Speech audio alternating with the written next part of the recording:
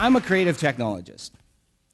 And if you read my bio, I've simplified it. I've done sort of the Twitter version of it. It says, I just click things.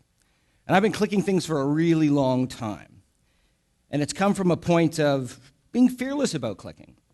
But that fearlessness is not something that came to me naturally. It's something that came through practice. In fact, I even think it's something that came to me through genetics. See, I was born here in 1970 at St. Boniface Hospital, this beautiful little outlier just across the river there where we have this collision, this node of French and English Canada existing far outside of Quebec. It's really quite wonderful. And my parents, they were kind of outliers too. You see, my father is from Trinidad and Tobago originally, and he was here studying. And my mother is from Nepal, Manitoba, up north.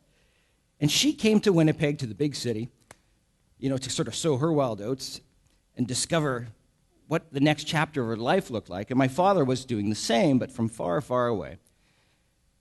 And they went to this thing they called socials. We have them in Manitoba still today. I love that. We don't have that in Vancouver, British Columbia. But this concept of social is so innate. It's so fundamentally human to be social. We try and make it digital. We try to sort of co-opt these ideas when really they're just basic human values, right? So we have these socials that you throw when you have common interests and you want to get people together, or for a cause, or to raise money. Now, they were at a social for, I think it was St. Paul's College at the time, and this is way back in the 50s. So you had the type of situation where all the men are on one side of the room and all the women are on the other side of the room, and my mother's with her friend, and she looks across the room, and she's like, that's like the most interesting brown man I've ever seen. He kind of looks like chocolate. Pinches her friend. He goes, look at that brown man. I think I'm going to go talk to him. And Stella Sokolowski, with all the bravery and fearlessness in the world, walks clear across the vacuum of that room,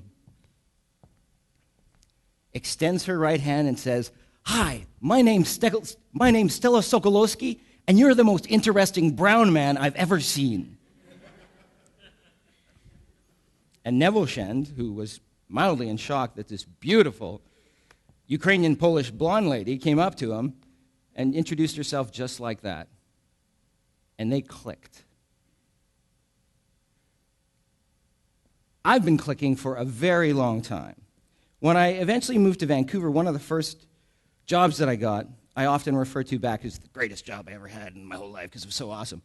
And what that was I was working for a new media firm that did a television show that was syndicated nationally. I was a segment producer, though, and my job was to take all the incoming products and gadgets that were coming in and just play with them and review them. So this was the deal. Seriously, my desk, I'd arrive every morning. There'd be like a couple brown boxes on it, right? Just brown boxes. And I'd rip them open, and inside those brown boxes would be like a brand new gadget or a piece of software or like an ultra-portable laptop. I got to rip those boxes open and play with that gadget and click it and try and break it even in certain cases, connect it to other gadgets that I had on my table. I had taken over a whole area. It was like a mini lab of technology. And then later in the afternoon, after playing with all these technologies and all these gadgets and clicking all these things, I'd sort of review them and then pitch them to the larger team, and we decide whether or not those things should end up on the TV show we were producing about technology. And I did that again and again and again. And it was fun. Every day was like Christmas or my birthday. It was just like, wow, awesome, something new that hasn't even been invented yet or is not even on the market. And I play with it. The thing is, I did that like 10,000 times. And with no special talent, seriously, after doing that 10,000 times, you get pretty good at it, right? You get really good at it. It's like that Gladwell sense of thin slicing, 10,000 hours makes you an expert.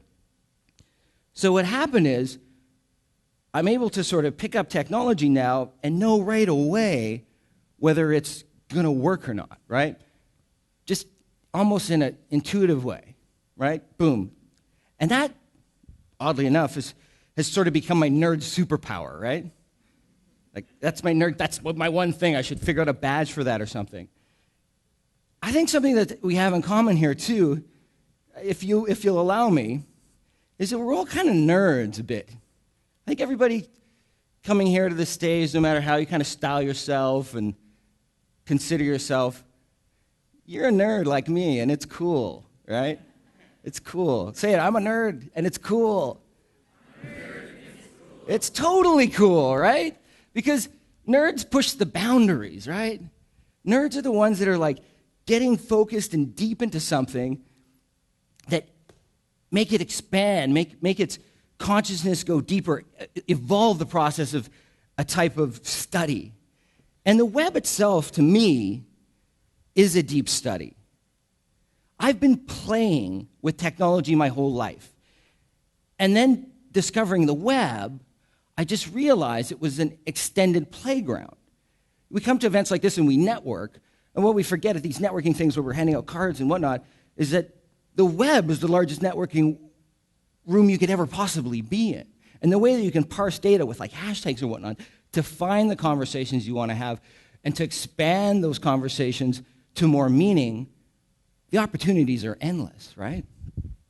We just have to click on things. And I've been doing that. The flip side of that, though, is there's so much data. There's a giant record button that's been pushed a while ago, kind of at the dawn of the internet age, and all of human expression. Somebody told me they ate an apple the other day, and I'm like, why did you even tweet that? You know, what's the point? Thanks for the apple, right? All this garbage data is going on, and we are supposed to find meaning out of it? And we think it's meaningless, but ate an apple, but then you get the Arab Spring, right? And that record button is recording more data in 3 months than we have in entire accumulated human history. So we think about that for a second. And I strongly believe that the web itself and the mobile space is an extended human nervous system. Even your mobile phone. I mean, it scares some people, but we are cyborgs now, right? Whether you know it or not or believe it or not. But I like to soften that because cyborgs, it's a word we're afraid of. We think the robots are coming to get us. I look at it more as we're all semiconductors now, right? Even death, at its most base and scientific level, is an electrochemical transference of energy, right? And think of that consciousness. Think of maybe the concept of the cloud and consciousness after that electrochemical transference of energy, right? There was an interesting experiment done not too long ago. You've all heard of one laptop per child, but there was an amazing experiment done by the same group where they took a bunch of brown boxes and dropped them in 2 villages in Ethiopia with no instructions and no lessons and no interference.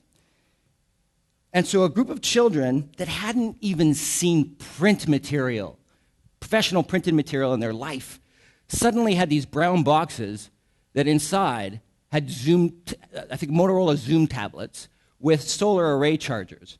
So these tablets with no instructions and solar chargers like virtually fell out of the sky and were just left there. And guess what happened? In the first 4 hours, the first one had been powered on and charged. In the first 5 days, 47 apps had been downloaded. Right? And in 2 weeks, no English in this village, these villages. In 2 weeks, the kids were singing ABCs in the streets holding hands.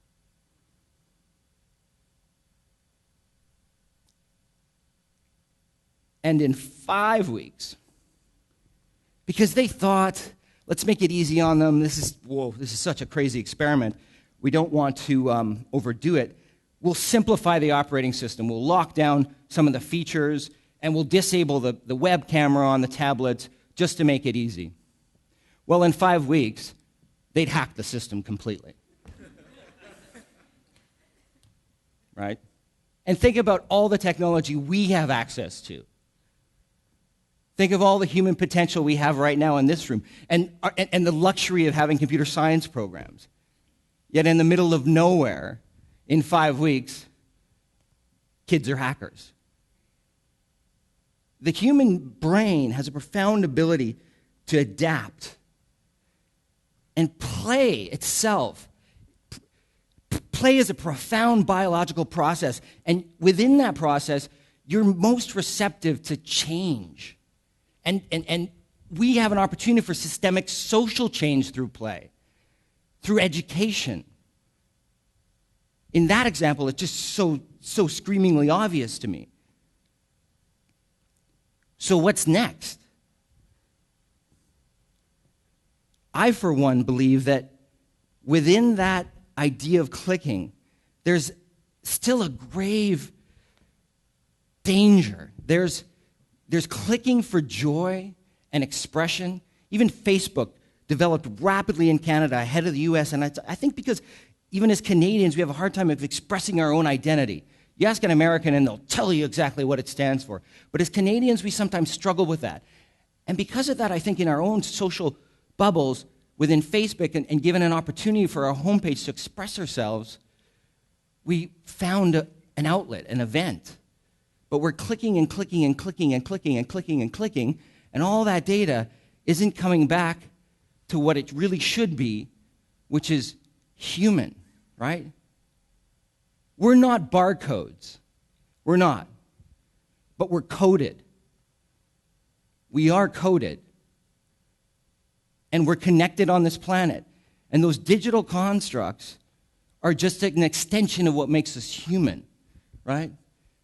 And the semiconductivity that we have connects us all together here. And we have to listen to that. We have to be true to that. Those connections, in its honesty, are play. And what does play bring? Joy, love, understanding, education, iteration. It's almost always voluntary too, right? You just want to get into it. And it's really one of the most profound things that can open us up to love and joy. So we need to keep clicking, no doubt. But we need to click back to human,